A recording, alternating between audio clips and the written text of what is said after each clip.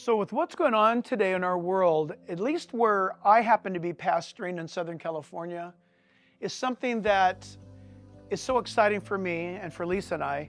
And that is, listen, when we were young believers, we were at a church that at the time, in the 70s, there were 25,000 people coming to church on any given day of the week. The church was open every day of the week. It was massive.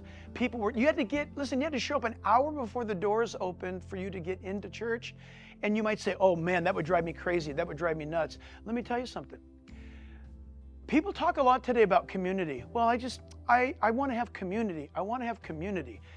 I think this is what you're saying. I want to have meaningful fellowship centered around Christ with other believers.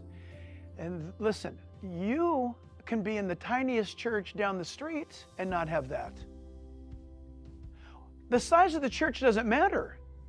It's this: are you willing to be part of a community of believers? Meaning, are you willing to make yourself vulnerable, or do you want everybody to be serving your needs and your desires? That's not church. To make the church relevant in your life, it doesn't matter if there's 15,000 people showing up on a Sunday. That's irrelevant. Do you know a handful of people that you're close with? Look around you where you're at.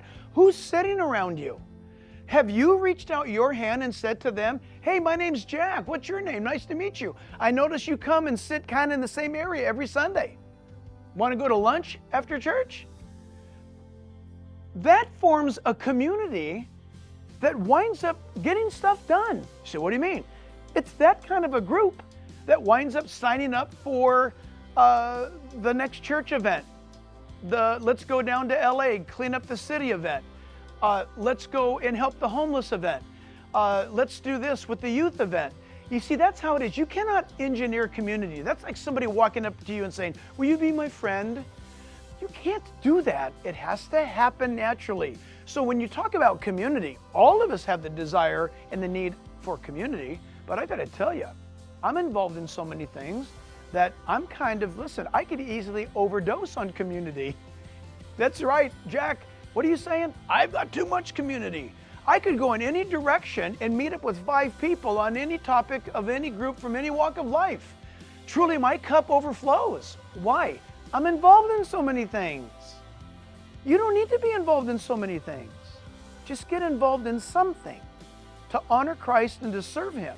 And while you're seeking first the kingdom of God, He will add a community to you.